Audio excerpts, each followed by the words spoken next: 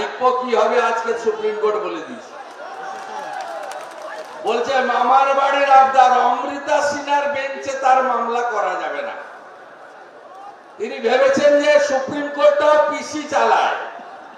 Supreme court একেবারে গালে কষে ছাপ্পড় লাগিয়ে বলেছে ভাগ এখান থেকে, ভাগ এখান থেকে, যাও ওখানে যাও। অভিষেক ব্যানার্জি যে কোনো মামলা ঠামলা কোনো কিছু হলেই রক্ষা কবচের জন্য চেষ্টা করেন, তদন্ত যাতে না হয় রক্ষা কবচ।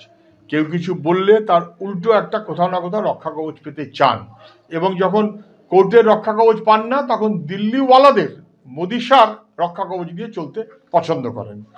আসলে সুপ্রিম কোর্ট খারিজ করলেও দিল্লির সরকারের সাহায্যে, সৌজন্যে, সহযোগিতায় উনি তৃণমূলের নেতা হিসেবে সমস্ত যা যা করা করে যাচ্ছেন।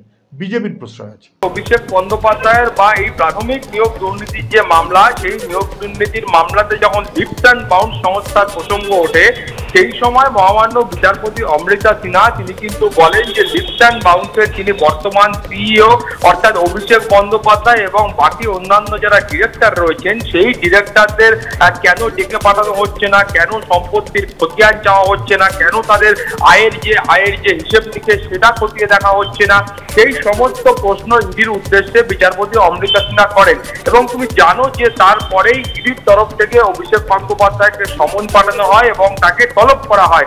এর প্রেক্ষিতেই অভিষেক বন্দ্যোপাধ্যায় তিনি কলকাতা হাইকোর্টের বিচারপতি সৌমেন সেনের ডিভিশন বেঞ্চের দ্বারস্থ হন। বিচারপতি সৌমেন সেনের বক্তব্য ছিল যে ইডির তরফ থেকে অভিষেক বন্দ্যোপাধ্যায়ের কাছে কিছু নথি চাওয়া হয়েছে এবং সেই নথি চাওয়াটাই কিন্তু ইডির মূল উদ্দেশ্য। অভিষেক বন্দ্যোপাধ্যায়কে এই মুহূর্তে জিজ্ঞাসাবাদ করার প্রয়োজন রয়েছে এমনটা ডিভিশন বেঞ্চ মনে করছে না। অন্তত পক্ষে ইডির তরফে যে সাবমিশন করা হয়েছিল বা যে সওয়াল জবাব করা হয়েছিল তার প্রেক্ষিতে ডিভিশন বেঞ্চের সেটাই মনে হয়েছিল।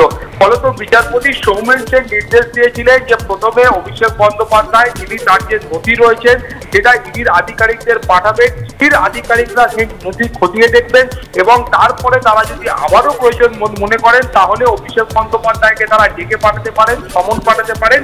কিন্তু তার জন্য নির্দিষ্ট সময়সীমা নির্ধারিত করে দিয়েছিলেন এবং তিনি বলেছিলেন যে 19শে অক্টোবর অর্থাৎ যে সময় পুজো শুরু হয়েছিল সেই 19শে অক্টোবর থেকে 26শে অক্টোবর পর্যন্ত অভিষেক বন্দ্যোপাধ্যায়কে ডেকে পাঠানো যাবে না। ফলত বাকি অন্যান্য যে নির্দেশ ছিল বিচারপতি অমৃতা সিনহার, সেই অংশের ওপর ডিভিশন বেঞ্চের তরফ থেকেও কোনো রকম হস্তক্ষেপ করা হয়নি। ফলত এই সিঙ্গেল বেঞ্চ এবং ডিভিশন বেঞ্চ দুটি নির্দেশকে চ্যালেঞ্জ করেই অভিষেক বন্দ্যোপাধ্যায় তিনি সুপ্রিম কোর্টে এসএলপি দাখিল করেন। তুমি জানো যে গত 8ই ডিসেম্বর এই বিচারপতি সঞ্জীব খান্নার বেঞ্চেই অভিষেক বন্দ্যোপাধ্যায়ের প্রথম যে এসএলপি ছিল সেটাকে খারিজ করা হয় এবং তারপরে তুমি জানো যে সেই এসএলপির ক্ষেত্রেই আরো একটি আবেদনপত্র অভিষেক বন্দ্যোপাধ্যায় করেছিলেন এবং যে কথা আমার সহকর্মী বিজেন্দ্র এতক্ষণ বলছিল যে সেই মামলার ক্ষেত্রেই অভিষেক বন্দ্যোপাধ্যায় তার আবেদনে উল্লেখ করেছিলেন যেন বিচারপতি অমৃতা সিনহার এজলাস থেকে তার এই মামলা অর্থাৎ যে মামলার ক্ষেত্রে তার প্রসঙ্গ উঠে এসেছে সেই প্রাথমিক নিয়োগ দুর্নীতির মামলা সরিয়ে দেওয়া হয়